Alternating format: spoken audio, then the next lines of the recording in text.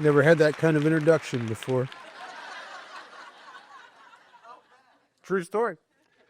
My name's Bob Darrell. I'm an alcoholic. And only through the grace of a God that I was afraid to believe in, that I've accessed through the 12 steps of Alcoholics Anonymous, good sponsorship, and a persistent and consistent commitment to the primary purpose of helping other alcoholics. I haven't had a drink or any mind or emotion-altering substance since October 31st, 1978. For that, I owe you my life and my freedom. I am delighted to be here. I want to thank Lee and John, especially John, there you are. John picked me up at the airport, Ralph and I, and brought us over here. We got to hear more about John in the car than we ever imagined we needed to know.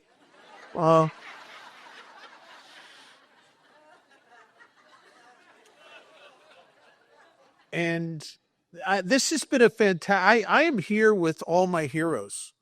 I am here. Dave. I love Dave. Dave has a sense of humor that is very ill. And I really like that. That's like, I gravitate to guys like Dave. And Polly is one of my dear friends. Polly and I have done a bunch of stuff together in AA over the years. And then she is a bright light for women in AA. And Tom almost wanted me, after every time I hear Tom, I just want to be a Catholic. I just want to sign up. He makes Catholicism look really cool. I'll tell you, he really does. I went back to the church. It's my church in my childhood. Actually, I went back, but they wouldn't let me share. I wish that wasn't a true story. Oh, God. And Sandy is one of my heroes. I could listen to him endlessly. His talk, I've heard him probably 30 times, and it's always completely different every time. I just love that. The spontaneity, there's something works through him. And that's AA's at its best, is something works through us here. That we are just a vehicle at best, or a channel at best. But this is never us. And Ralph this morning was fantastic. I had some new stuff I hadn't heard, and I love. You can hear guys a lot, and then when I hear them do new stuff, I know that their program is vital and alive, because there's something they're still growing and changing, and it was wonderful to hear him. And this has been a fantastic weekend up to now, and I have no idea. I'm supposed to talk about fear, my experience with fear and with sex, and the inventory of fear and sex.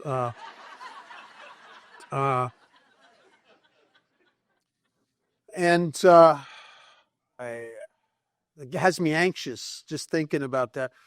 I've been owned by fear most of my life and didn't know it. Dr. Silkworth says something that is so profound, and I think he intended it originally in the context of us when we were drinking. But man, I'll tell you, it's followed me through my whole over 31 and a half years of sobriety. And he says that to us, our alcoholic life seems the only normal one.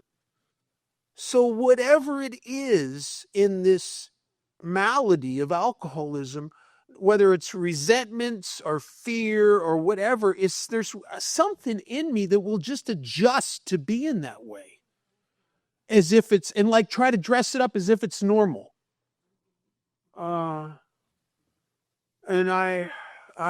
the ego justifies itself. I tell you, that's really, our book says that's the root of our troubles, is selfishness, self-centeredness, which it equates at one point to ego when it says self-centered or egocentric, as people like to call it nowadays. That this thing has a greater survival mechanism than I do. Because there have been times in my life where I put my life at risk. It doesn't matter I'm going to die, as long as after I'm dead you realize how wonderful and right I was. It has a tremendous survival mechanisms, and it's very devious, and it hides from me. It's the great trickster. And consequently, when I did my first, what I like to think of as really in-depth inventory, it was actually my third inventory. My first one I did just because I was tired of going to meetings where the subject was the fourth step and I felt guilty. So I just wrote, stuff just so I don't have to, I can be the meat guy that can say he did the fourth step. And I did the first one was just 40 pages of everything I was ashamed of and all my secrets and all that kind of stuff. And I got to tell you, nothing had changed from that within me. I was still the same fear-driven, self-centered guy, prone to depression, resentments, judgments. Nothing had changed within me. I brought no light into those dark crannies of my life, the things that were hidden. And my second one was out of the 12 Steps and 12 Traditions book, where I answered the 30-some questions and wrote about a page on each of the 7 deadly sins. And like the first one, nothing really changed. And I was sober over 4 years when I finally did one out of the big book, and it changed me dramatically.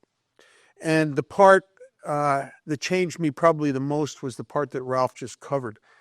And it was odd that I did the resentment deal, and it just fell. It was easily fell right out of me on the paper, and it was very simple. And then I got to the second section on fear.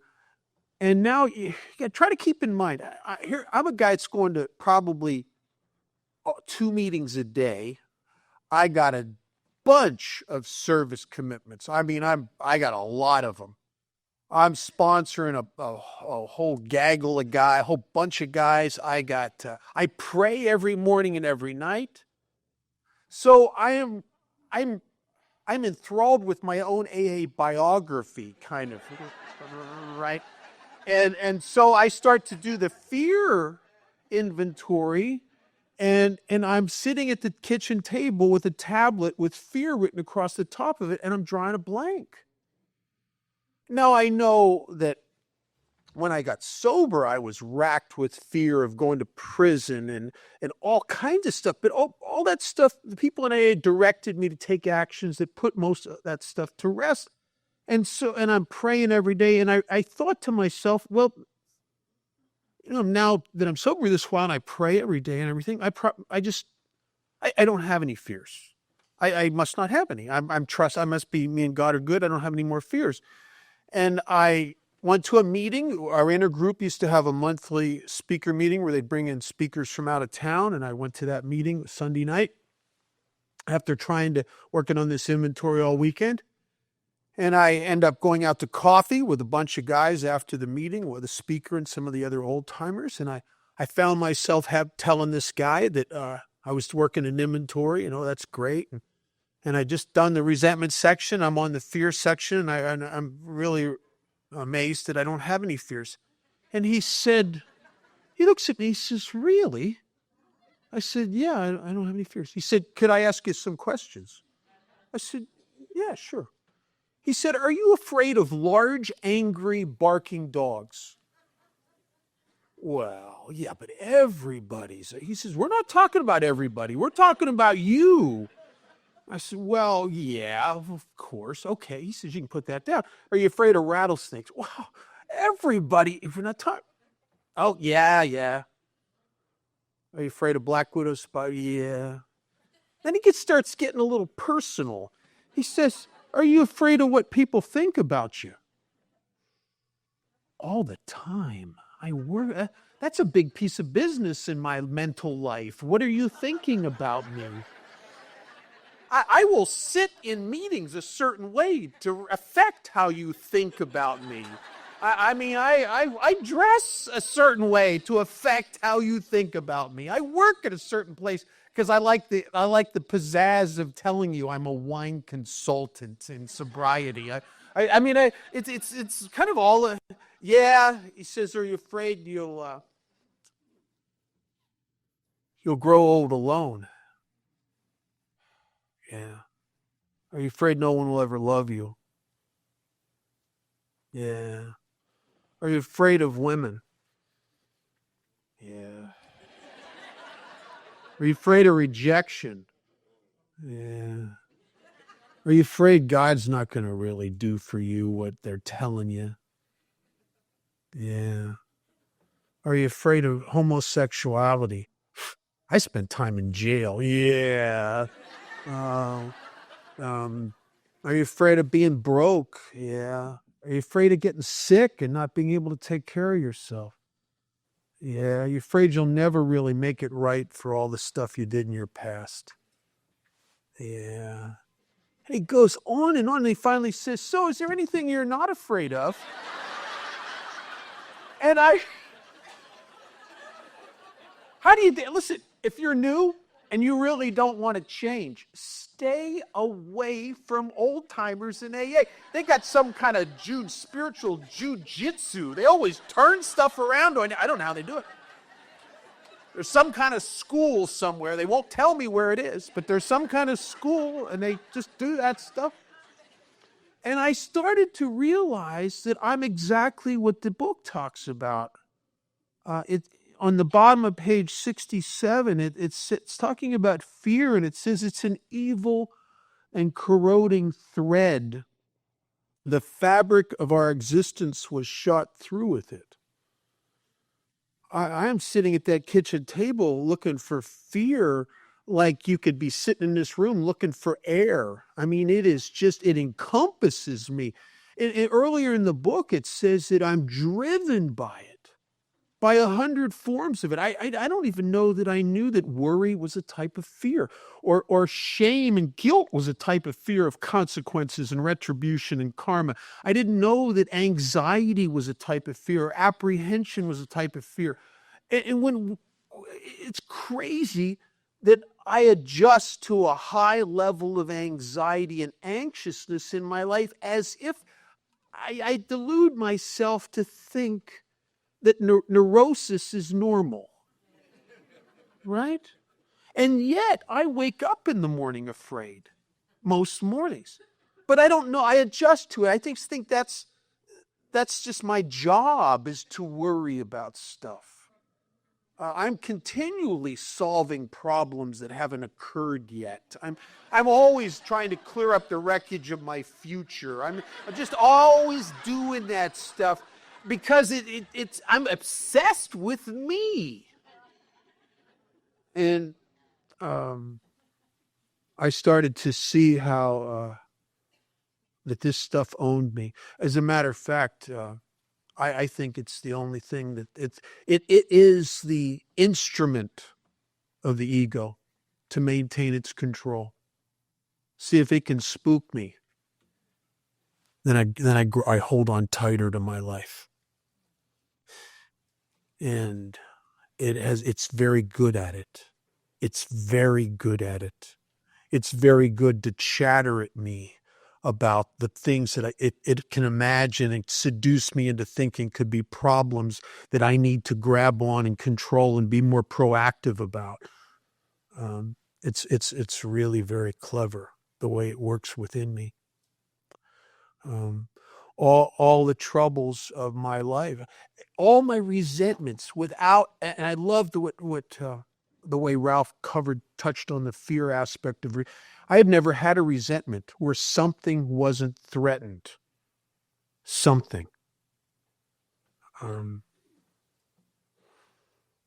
it really is the driving force in my life. And it's sad that it's been that way for most of my life, and for a good portion of it, I wasn't aware of it. I'm asleep in my own life. And I think that 90% of this awakening that we talk about in Alcoholics Anonymous is I just pull my head out of my butt and show up and just get it. You just get it. And it's not an easy thing to look at, that I was that afraid. And I developed certain defense mechanisms as a little kid. And one of them was to get angry and even get almost violent because I'm afraid. I don't want you to know I'm afraid. One of the reasons that my ego doesn't want me to see it is that somewhere my ego sold me a bill of goods. And the bill of goods is that if you're afraid, there's something wrong with you. If you're afraid, you're weak. If you're afraid, you're less than a man. If you're afraid, people are going to roll over you and take advantage of you. And so I developed these knee-jerk emotional reactions. You threaten me, I automatically get angry. I don't even experience a lot of my life the fear. It's just right there, right there. It's knee-jerk. Because I'm afraid of being afraid. And I don't even know I'm like that. And I started to do this this process. There's a line in here that I think when I started to really look at it, it touches on why sober doesn't matter if you're sober 50 years, why sober a guy like me cannot manage my own life. And it's an odd line. It says that it's talking about fear, and it says it sets in motion trains of circumstances which brought us misfortune we felt we didn't deserve, but did not we ourselves, we, the great I, ourselves, set the ball rolling.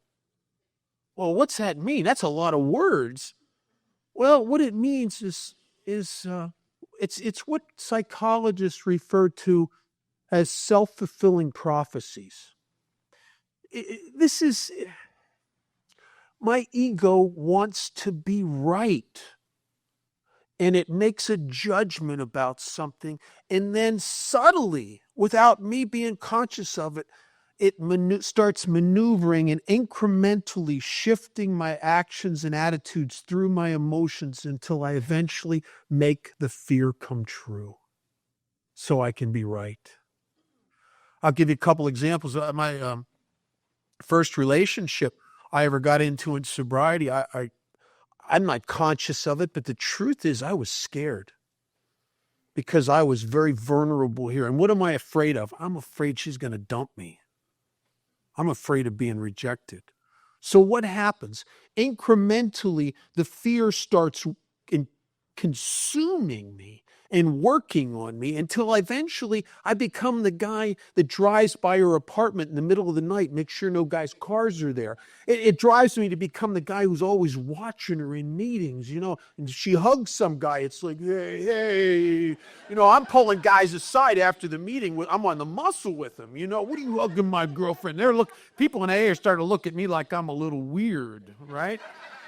I remember she left the room one time. I was looking through her purse to see if there's any guy's cards in there. I mean, before cell phones, or I'd have been going through her cell phone. I know it. Like a crazy person. And what happened? I literally drove her out of my life. I'm asleep at the wheel here. I don't even know I'm doing this. I don't even know that she said to me one time, she says, every time I'm at a meeting, I don't like to go to meetings with you because when I'm at a meeting with you and I look up, you're looking at me. Yeah. I don't get it. I can't see myself the way you see me. That's all. Isn't that always been the problem? That's why so many of us end up feeling like victims. If you could see yourself the way your boss saw you, you would know why he's firing you. Tell it. You'd get it. You'd go, oh, well, of course. If you could see yourself the way your ex saw you, you'd know why they're gone. You get it. But I can't see myself. So I got this mechanism in me that the ego decides something. It can decide that these people at this job don't like me. Boy, and I make that come true, because what do you do if you're like me? You get on the muscle around those people. You get a little defensive. You ever had the experience of having someone in your home group that you think doesn't like you, so you don't like them first, right? And they don't dislike you, but if you don't like them first long enough, they eventually don't like you. because your body language, everything is like, eventually you make it come true. It's a bizarre dynamic, but it's a lot of my life. And the book says sometimes we think fear ought to be classed with stealing. It seems to cause more harm. Nothing has ever robbed me like fear. Nothing. Some of the great things in my life today that I cherish the most, at one time I kept them like this because I'm afraid. I'm afraid that I want.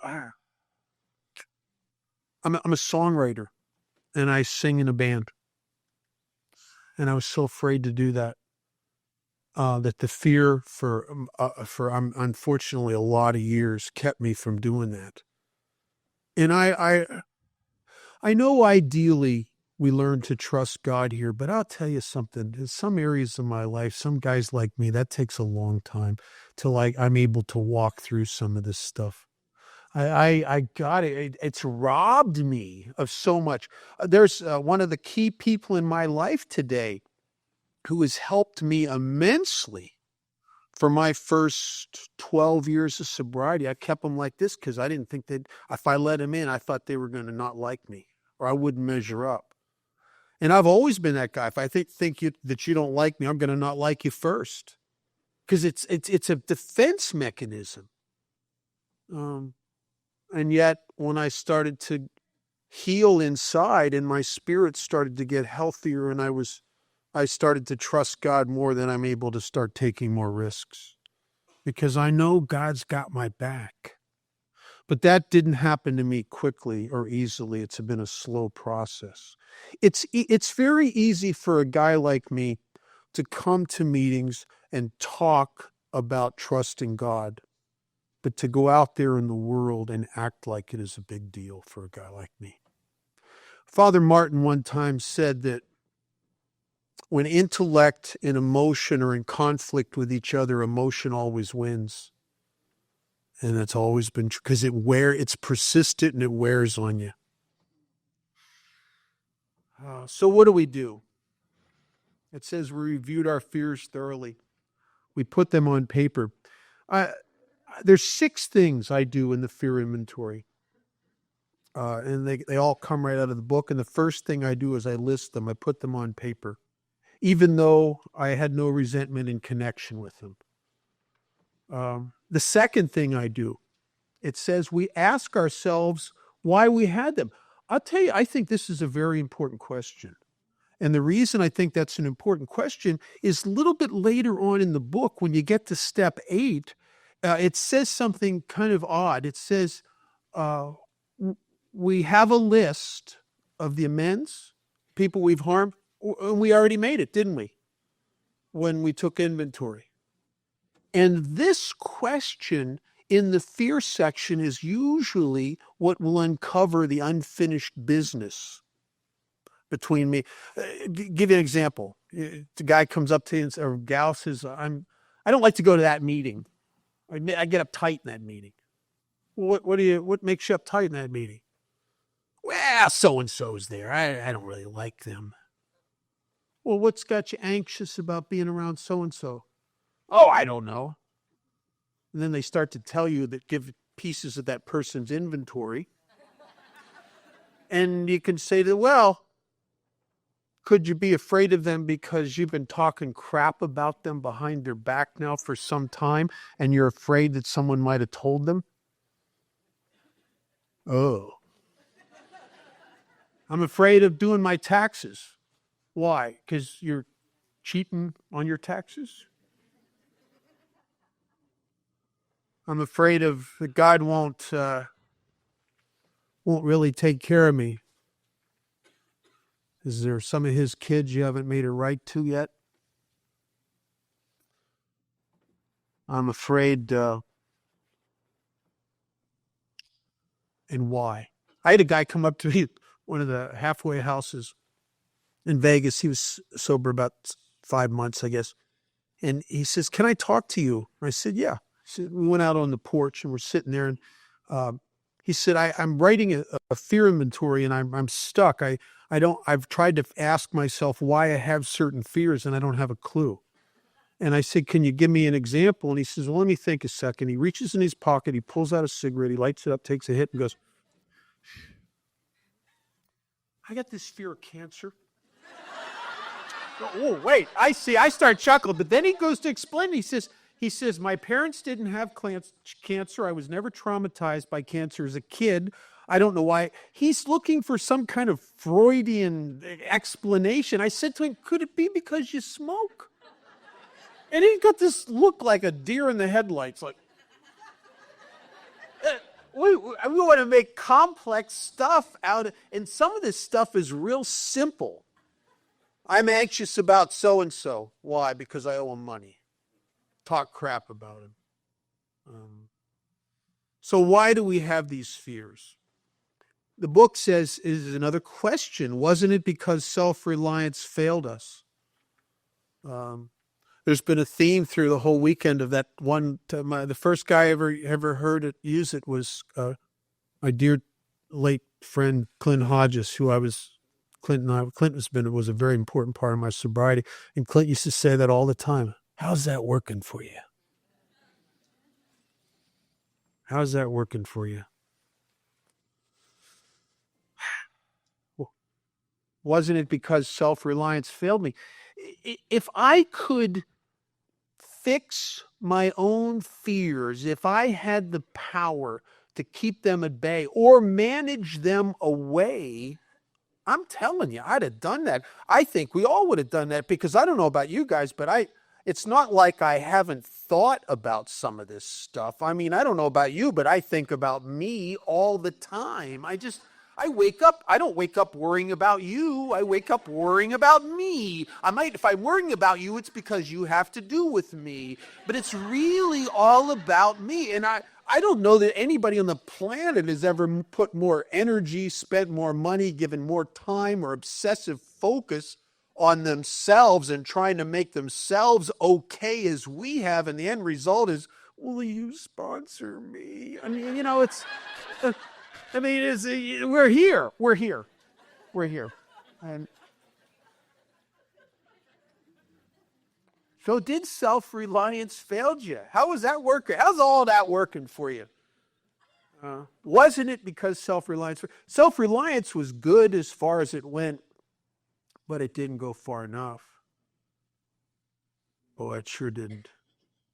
Some of us once had great self-confidence, but it didn't fully solve the fear problem or any other. When I was younger, fear hadn't had its way with me yet. And I hadn't accumulated the pain and the destruction that a guy like me can reap over the years from running your life on self-centered fear. So you get this pump when you're a kid, when you're in your 20s, like you're bulletproof. But I'll tell you, you run your life like that after year after year, and eventually it just wears you out. And you may have been able to maintain a cockiness, but it's hard after a while. I had this great experience years ago with a guy.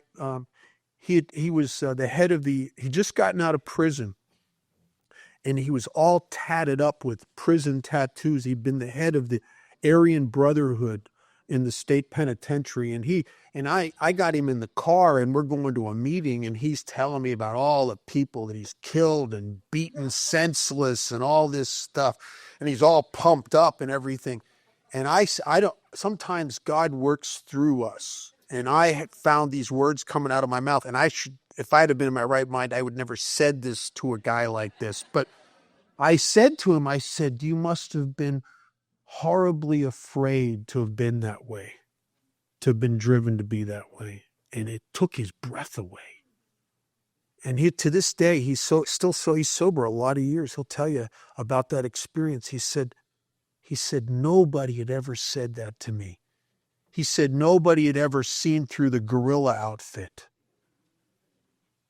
And the times in my life that I looked the toughest and looked the angriest and looked the hardest was the times when I was probably the most afraid. Um, and I didn't know it. I didn't know it. When it made us cocky, it was worse. Oh boy. I think most of I heard this years ago from an Al-Anon. I think that most of us respond to fear one of two ways: either as a turtle, and we pull our head into the shell and kind of hope that it goes away and waits for it to pass, or some of us, like a skunk, and spray everybody around us. Of those two positions, the turtle position's a little better, and I'll tell you why. The turtle makes less amends. But neither position is really that great. Neither the turtle or the skunk is free. Not really. They're just driven by, it's this opposite sides of the same coin. The book says perhaps there is a better way. We think so, for we are now on a different basis. Remember step 3? In the 12 steps and 12 traditions, it says something interesting. It says that the effectiveness of the whole AA program rests on this decision.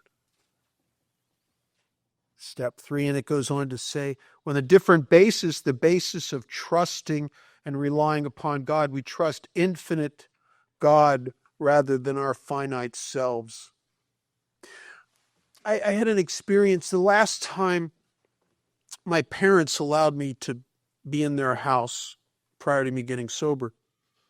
And I had burnt my life to the ground again. And this was, in one fell swoop, I lost my job, my girlfriend, my place to live. I was on the streets, and my parents felt sorry for me and let me stay back in their home again on the strong condition that I must not drink. Right? Well, I get sober.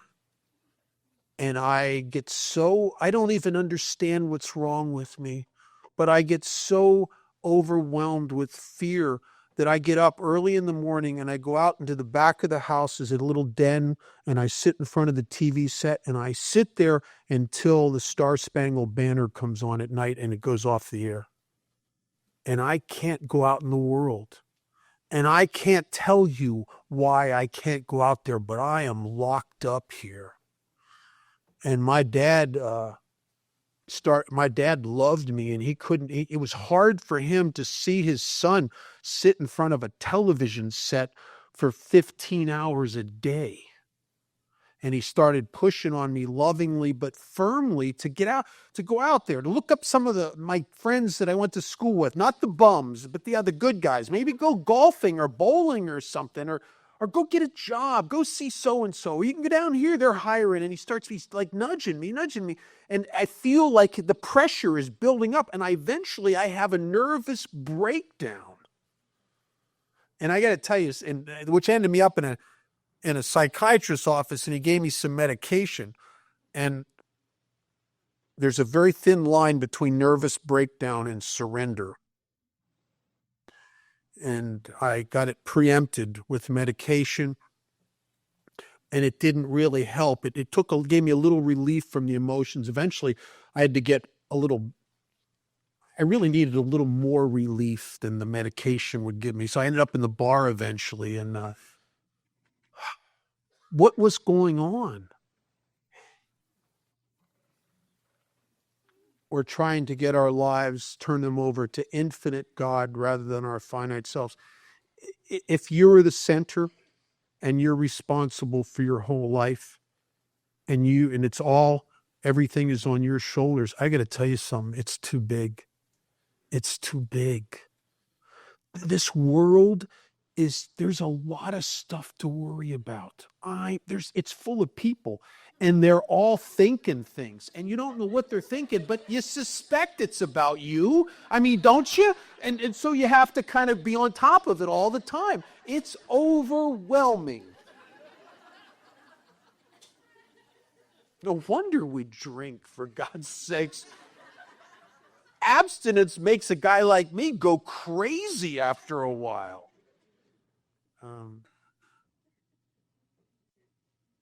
Perhaps there is a better way.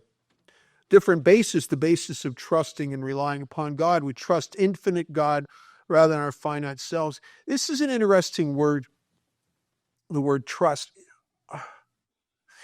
You know, throughout history, and you can see evidence of this in William James's writings, you can see it throughout history, there has been cited incidences of alcoholics who turn in a moment of weakness and brokenness, turn towards God and have a transformation. But invariably, not always, but quite often, this transformation wears out after a while. It's like the shine of the conversion wears out, and the ego reasserts itself, and the guy returns to drinking again. I was at a workshop one time on step 2, and it had about 80 people in the room, I suppose. And I just, on a fluke, I said, can I see the show of hands of the people who had either been saved or had some kind of conversion experience or connected with God and then drank again after that? And I was amazed. Between a third and a half of the room raised their hands.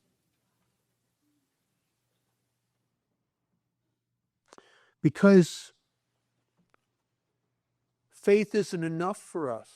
I mean, we have to have it. I'm not bad rapping faith. It's a very important, but I have to take it up another notch here. And I have to have trust. And I went to a retreat, early sobriety, and I was talking to this guy, Ted, who's sober a long time. I think he's probably got 48 years now no, actually he's celebrating 50 years coming up, in December. And I was talking to Ted between the sessions, and I told him about the anxiety that I experience every day of my life and how I don't understand it, because I get down physically on my knees in the morning and I say the 3rd step prayer and a bunch of other stuff, and I'll get off my knees and it won't even be 5 minutes, and I'm in my head having conversations with people I might meet later that day. You know what I mean? And there's an anxiety about that. And now I'm sober long enough to at least identify anxiety rather than it just was all under some gray blanket of uncomfortable. Now I'm starting to define stuff a little bit more. And he says, well, you pray every day and you have faith in God. And I said, yeah, absolutely. I am now sober longer than I have ever been sober since I took my first drink as a kid. And I know that that's God. I know I failed for 7 years trying to beat the bottle. And he said to me something I'd never heard. He said, guys like you and I, we can pray fervently and have all the faith in the world and still die of alcoholism. He said, what we must have is trust. And I must have looked at him like, what's the difference? And he says, let me tell you the difference. He says, if you went to a circus and you sat in the audience and you watched a tight wire act and you watched a guy come out to the edge of the wire on the platform pushing a wheelbarrow, you could sit in that audience and have all the faith in the world. This guy's a professional. He can walk across that tight wire pushing that wheelbarrow. I bet you he's done it 1,000 times. Absolute faith he can do it. And then Ted says to me, but if you had trust, you'd go up and get in the wheelbarrow. And see, I know what he means. And I get this sinking feeling because I can't do it. He means that I have to let go of my life and conduct myself totally as if God's got me covered. I don't have to worry about nothing. The problem is I can't do it. I like and appreciate the concept. I like going to meetings where we read about getting in the wheelbarrow. I like going out to coffee with people and philosophizing about getting in the wheelbarrow.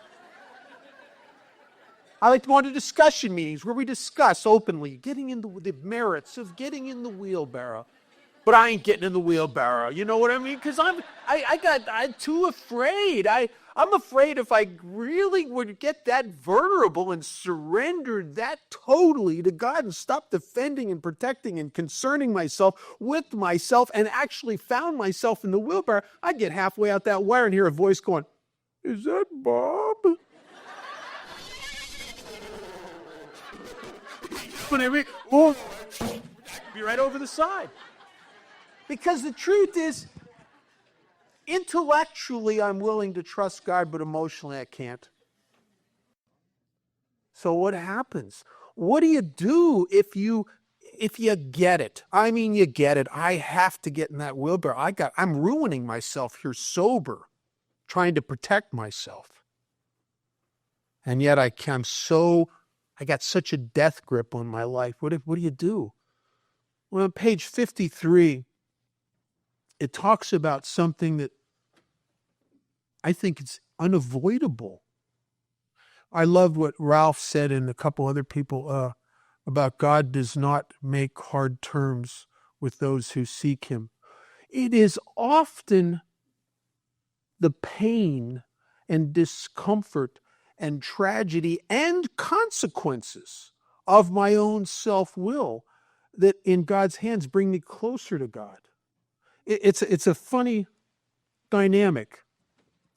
I was, on page 53, it says, crushed by self-imposed crisis, I could not postpone or evade. I had to fearlessly face the proposition that God is either everything or else he is nothing. God either is or isn't. What is our choice to be? I got sober with 2 years in a state penitentiary hanging over my head. And I was 2,000 miles away in a different state. This was in Pennsylvania, and I'm now in Nevada.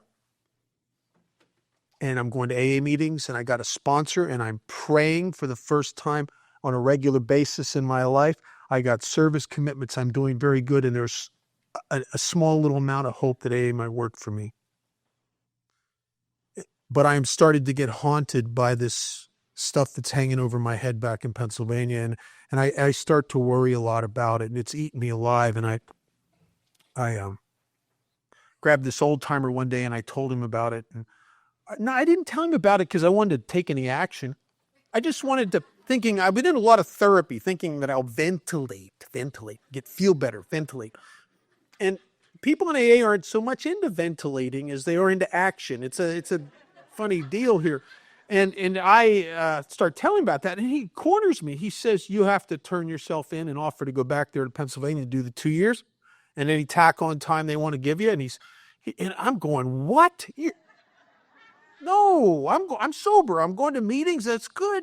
He says, you have to do this, kid. And he backs me in a corner. He says, you're not going to stay sober. He says, how long are you going to go looking over your shoulder with that anxiety? How long are you going to go every time you see a cop car go down the street that your gut just cinches up because you don't know if he's got your picture on his dashboard? How long are you going to go until you will have to drink or at least take something for those emotions? Kid, how long are you going to go? And I knew he was telling me the truth. And he walked me through the process, and I had to write a letter, and I followed it up 10 days later by a phone call to my PO back in Pennsylvania. And I remember the day I was scared to death. I remember when I took the letter to the mailbox and dropped it in, I couldn't stop my arm from trying to go in after it and get it back. I mean, it was like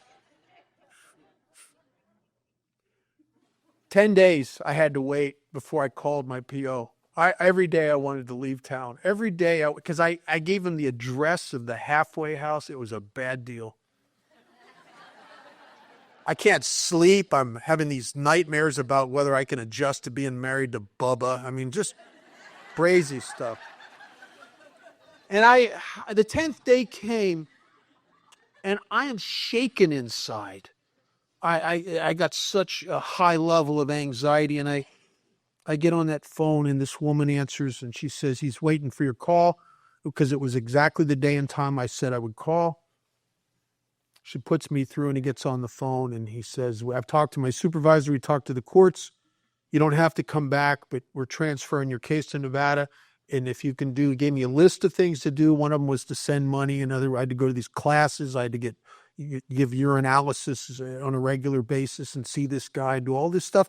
And if I did all that stuff, it would not be ratcheted up to originally like it was going to be a felony. It would stay a misdemeanor and time served, etc. And you're done. And everything they gave me to do, I could do easily. And it was the first time in my life, the first time that I ever put myself at risk to follow someone else's directions. And I remember coming away from that telephone call with a lightness, and I didn't know if I wanted to laugh or cry. It was unbelievable feeling. And it was like a postcard from a God that as of yet, I don't really know for sure is there. I mean, I'm hoping. And the postcard said, "Dear Bob, we got your back. Love, God." And it was the first time that I ever got in the wheelbarrow. And I didn't get in the wheelbarrow because I thought it was a good idea. I got in the wheelbarrow because I was crushed by a self-imposed crisis I could not postpone or evade. Let me tell you something. If I could have postponed that or evaded that, if there was any maneuver, wiggle room in there, I would have taken it. But there was, and my sobriety has been filled with times where there's no, Ralph talked, and I've been through this with him, and now it's funny, the truth is right now, this very second of my life, everything's perfect. Everything's really, really good. Now, if we visit this knows about a deteriorating economy. This can project into homeless. It's not just a matter of time. I can see it. The real estate market's going to go down a little further. The stock market's crashing. All my retirement's gone. I'm too old to get another job. I'm going to be homeless. And how should I stand with the "We'll Work for Food" sign? Should I stand? Can I rent a wheelchair from somebody and maybe sit in it, or have a dog, maybe rent a dog and a kid and have them right, right? But my mind goes there. It just does. And what I've tried over the years is to create a new default position. See, my default position was always me. And the new default position is that there has now been 31 and a half years of evidence, indisputable evidence, that there is a God behind the fabric of this universe that is absolutely crazy about me. And I'll tell you why I know that. Because God has helped me in my way of thinking, I didn't deserve the help because I put myself in a bad spot and I did it on selfishness and self-centeredness. And if I was God, I wouldn't have bailed him out. We should all be very grateful. Bob is not God. And God took care of me. And and all I have to do is turn to him and try to act like he's in charge. And that's really the hard part, is to take the actions. One of the ways you can tell, at least I believe, that you can tell if you have a good sponsor or not, a good sponsor doesn't care about how you feel.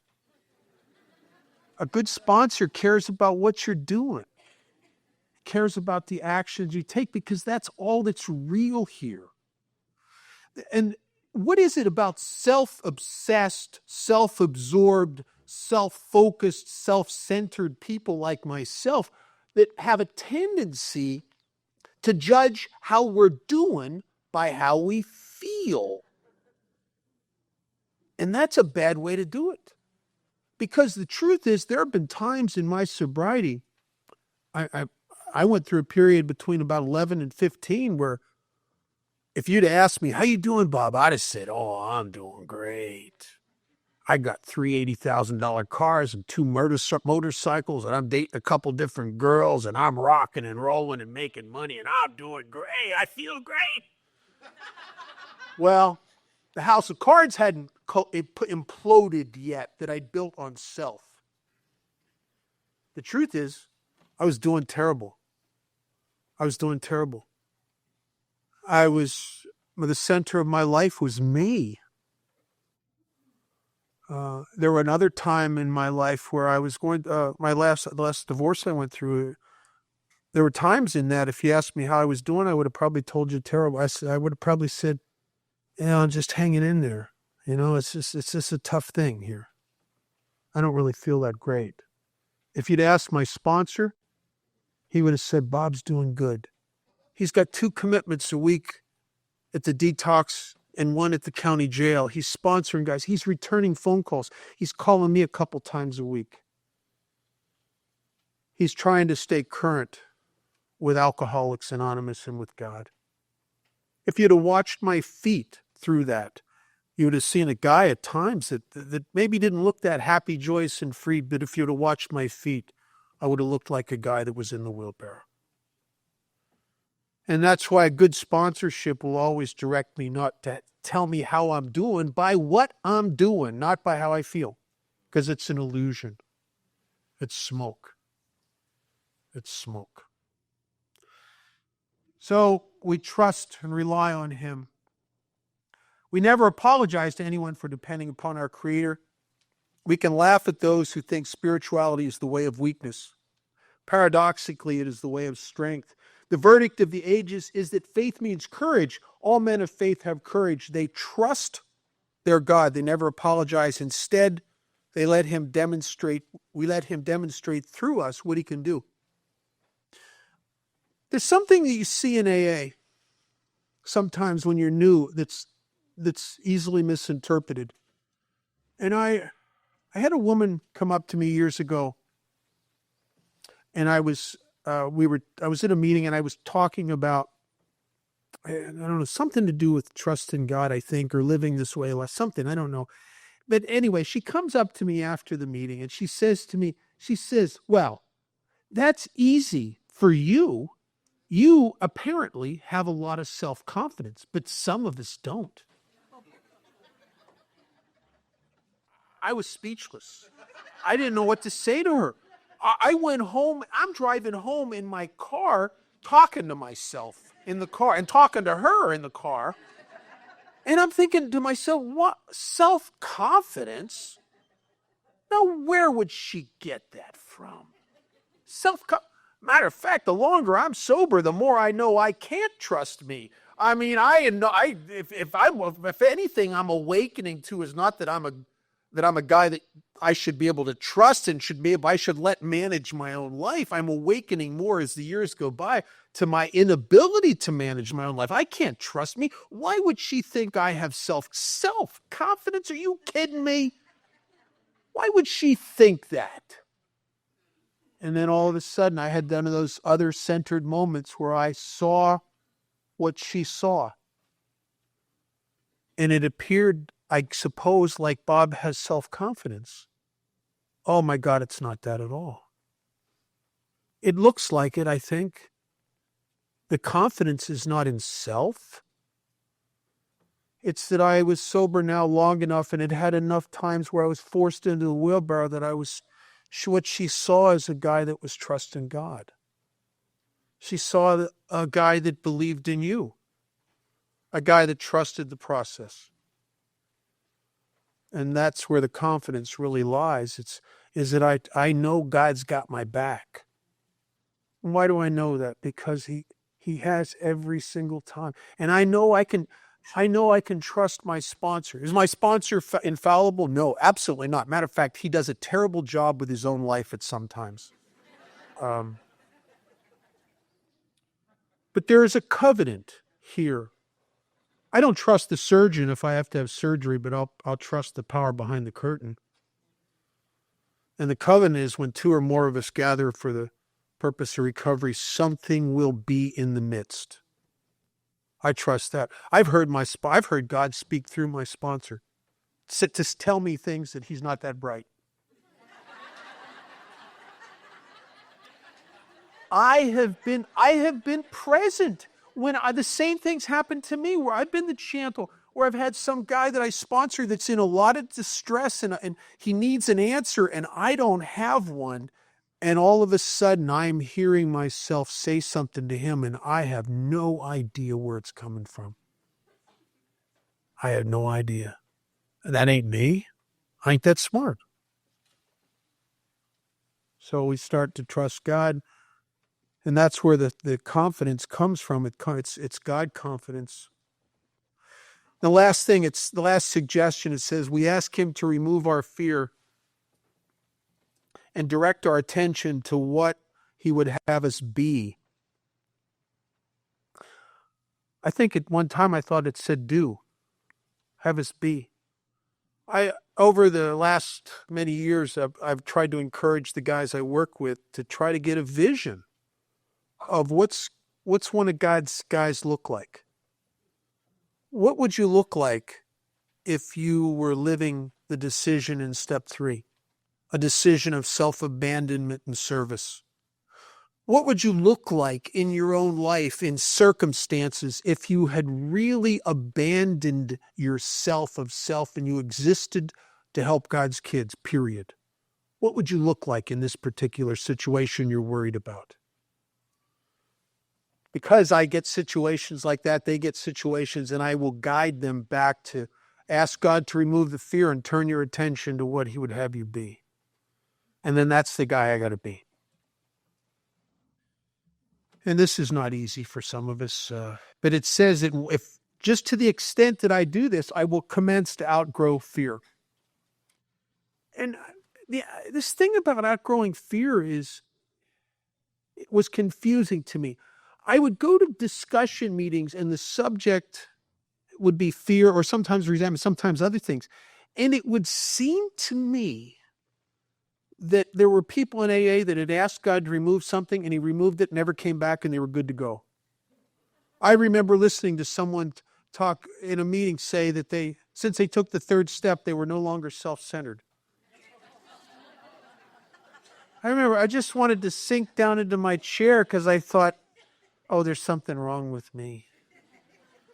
I'm the only guy here God doesn't like. I mean, because I was very self-centered.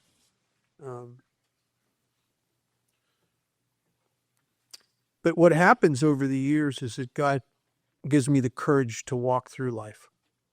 I have anxiety about the economy from time to time.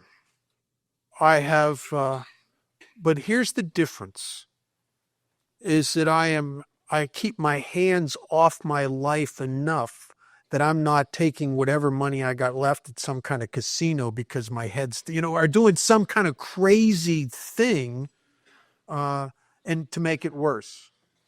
And my experience over the years is if I can back away from my life, God will work. See, I am always in the way. That's the problem. That's my task, it seems here, is not so much to access God, it's to get me out of the way, and God kind of shows up. My friend Mildred says that spiritual growth is a process never of addition, but of subtraction, self-reduction. The problem had always been there's too much of me between me and you and too much of me between me and God. And so we act. This is an action program. It's so important that with the help of a home group and sponsees and a sponsor, that I start acting like one of God's guys. Perfectly? No. There are days in my sobriety where I'm a pretty amazing example of AA, actually.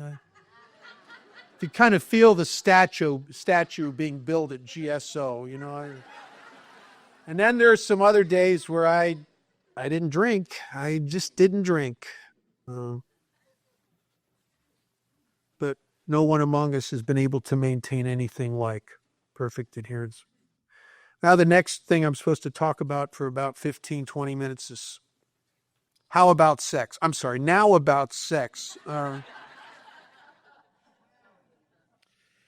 To my amazement, I don't know if I was delighted or disappointed that the sexual inventory is not about sex. It's about it's about, once again, manifestations of self that had defeated me. See, the root of my problem will manifest this obsession with self, this ego will manifest itself in a lot of different ways. I've in the 12 steps and 12 traditions, it talks about the 3 S's. the instincts that drive us, the instinct for sex, the instinct for both types of security, both emotional security and material security, and the instinct for society. That your approval and fitting with you is a big piece of business always in my life. What you think of me. And in the sexual relationships arena is the one place more than anywhere else where all three of those can be threatened. And the greater the propensity for fear, the greater propensity for management. And so I cause a lot of problems in this area. A lot of people get hurt in this trying to make decisions based on self to fill these vacancies. And so we start to inventory this stuff, and it has 12 or 9 things it asks us to do. You can look at it one way as 9, the other way you can look at it as 12. It's actually 9 questions in the first part of the inventory that we're to ask ourselves. I suspect 3 of the questions could be asked in 2 parts, but that's just my perspective. It says we reviewed our fears, we reviewed our own conduct over the years past. So I suspect, even though that we're just like fears and resentments, I'm going to start making a list of all my sexual encounters. Anywhere, even if there was not actual sex, if the sexual instinct, the instinct for a relationship or a partner or lust or whatever was in play, then I want to look at how squirmy self can be when it's trying to get its own way. So, we reviewed our conduct, and then here's the questions. In each relationship, where had I been selfish? Well, it's very easy to sit in a meeting or over coffee with someone and admit that you're selfish. But when you look at every relationship in your life and look it square in the eye, it's like, oh my God, I'm a me first person. I can be kind. I can be all the things, the attributes that it talks about with the actor trying to run the whole show. He can be kind, considerate, generous, etc., etc. But why am I like that? Isn't it really because I'm trying to get my own way? Isn't it really because I'm trying to establish the way you feel and think about me? I'm afraid that you're going to leave me. I'm afraid you're not going to love me. I'm afraid it's all about me. And I'm a selfish person, and you can dress it up, but you know how you can tell? Push comes to shove, who comes first? When you're afraid and threatened. And then the second question is, where had I been dishonest? And over the years, I've found with guys I sponsor and myself that there's more problems occur in dishonesty than any other place. And it's amazing to me. I have lied a lot in my life, either by omission or commission, or that kind of lying it's not really lying. It's just having a little creative license with reality. I mean, you know what I mean? Just it's not. I'm not really lying. I'm telling you about me, but it's like Bob on steroids version of Bob, right? And I discovered that I've never been a liar because I'm a liar. I'm a liar because I'm afraid. I'm afraid you're not going to love me. I'm afraid you're not going to like me. I'm afraid you're not going to accept me. I'm afraid you're not going to be on my side. You're not going to approve of me. And this fear drives me into dishonesty. I know a couple that were in love, and they were, this is years ago, and they were going to be married. And before they got married, they had the money talk. Very important talk. If you're going to partner up with someone for the rest of your life, very important talk. And the guy says to the girl, he says, so how's your financial situation? How's your credit cards? Do you have any debt? Well, she had heard him on the phone to one of his sponsees, telling the sponsee how he should pay his credit cards off. And you should never carry a balance. You shouldn't mortgage your future on credit cards. Don't spend money you haven't made yet, etc. She heard that, all that stuff. And so she says to him, credit card debt. Oh, I don't believe in carrying a balance on a credit card. I pay it all off as soon as I get it. Well, the truth is she's got 3 credit cards maxed out. She can't even make the minimum payments. He says, have you ever had a bankruptcy? Oh, no, I don't believe in bankruptcy. She had heard him tell a sponsee about how we can't use illegal means in Alcoholics Anonymous to beat somebody out of something we owe them. And she says, oh, I don't believe in bankruptcy. Well, the truth is she's had one, and if they don't get married, she's going to have another one. And what happens? Well, they get married and this stuff comes to the surface. Of course it does, right? And it undermined the very foundation of the relationship. And here's the tragic, to me, the tragic, sad part. I know this guy pretty well. She walked away from that marriage after he found out about all of that stuff, believing that that's what happens when people know about you. They reject you. She was this close to learning a great truth. And the great truth is that there are people that will love you as is. I know this guy, and I'm absolutely convinced that if she would have said to him, sweetheart, I got 3 credit cards. They're maxed out. I've had a bankruptcy. I'm afraid right now. I think he would have been taken back, but I believe that he would have said, okay, all right, we'll dig our way out of this. I love you. We'll dig our way out of this. From now on, I'll handle the money, but we're going to dig our way out of this. And she never got to learn that. She never got to learn that, and she reinforced the old idea, which was the source of the dishonesty. The old idea. Dishonesty causes more harms. And our book uses a term, self-delusion. And what is that? It's like a psychotic, wishful thinking. It's like, I see this with guys I sponsor all the time. They get sober and they're so vacant and so lonely. And what is it about alcoholism that after you're sober a little while, this vacancy inside you looks like a relationship-shaped hole? Really looks like that to some guys. And so they meet someone who kind of likes them, and they're really just coming from a vacancy also. And these 2 fixer-uppers try to come together. Well, the problem with that is that there's nowhere to go. The problem with that is that 2 incomplete people don't make a whole. A relationship is never designed to take the place of God. Never. You cannot fill an inside vacancy with outside stuff. You can't do it.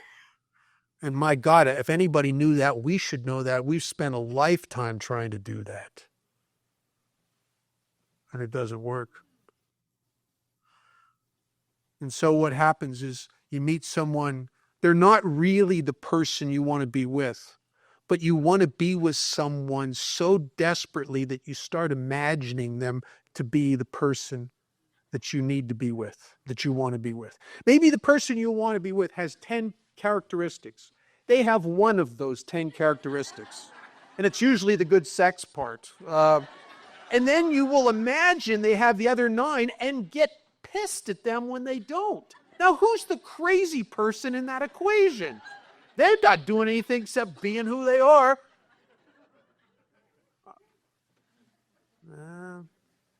Inconsiderate. Where was I inconsiderate?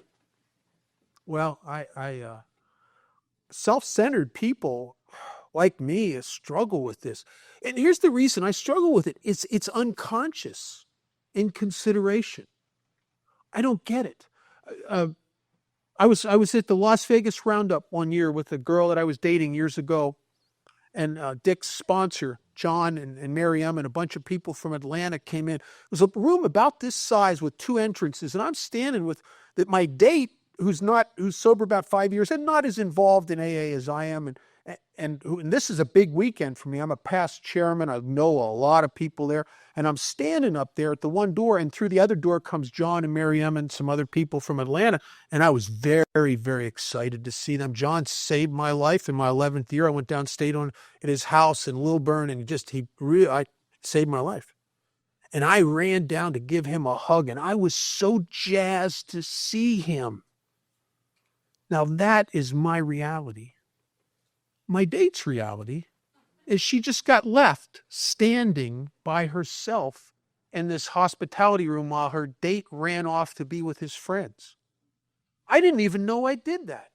I knew later. I knew more about it later than I ever could imagine I needed to know, I'm telling you. But it's not a conscious inconsideration. I don't even get that I did that. The problem is self-centered people like myself at times can't see past myself. I don't even see that I did that.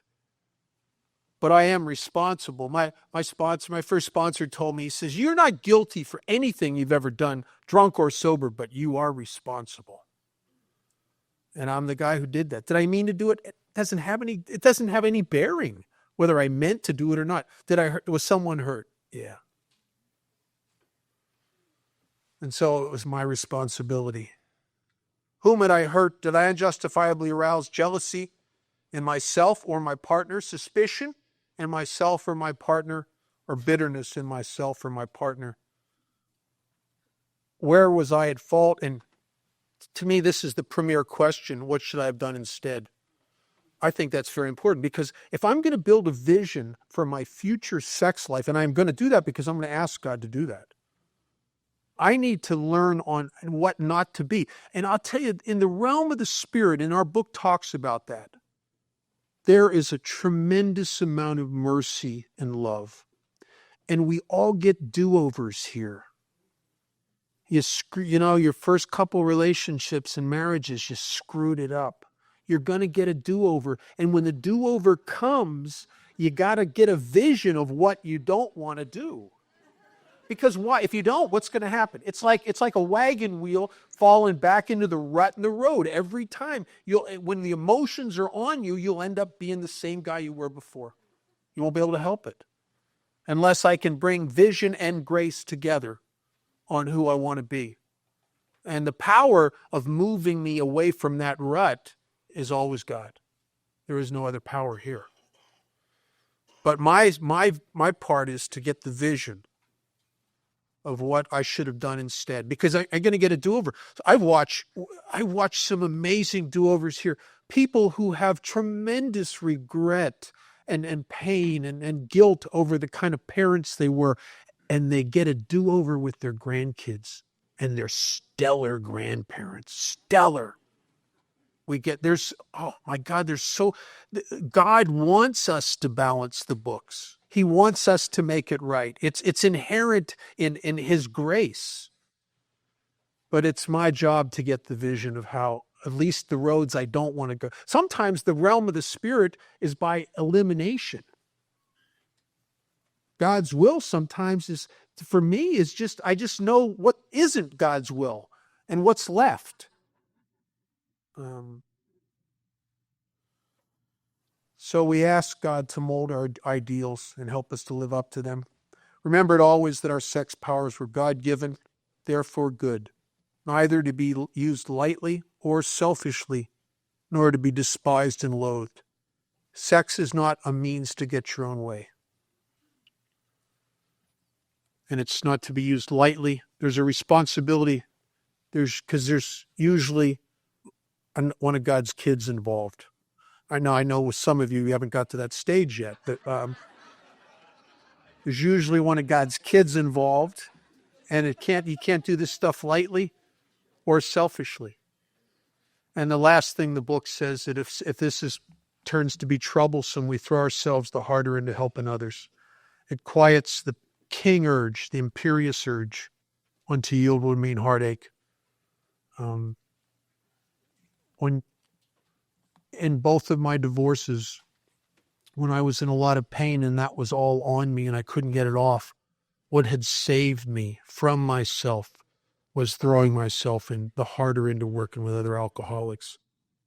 See, I don't need information. I don't need pats on the back. I don't need hugs when I'm self-obsessed. I need relief from the bondage of self. And if you're like me and you're self-obsessed and you got yourself on yourself and it's eating you alive, you could sit on your couch and ask God to relieve you of the bondage of self for endlessly and nothing happens until you get up off the couch and go help one of his kids. That's why that is our primary number one purpose in Alcoholics Anonymous.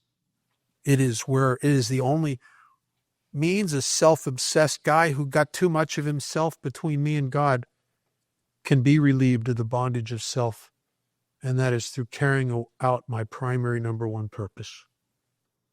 Forgetting myself and helping someone else. Thank you for listening.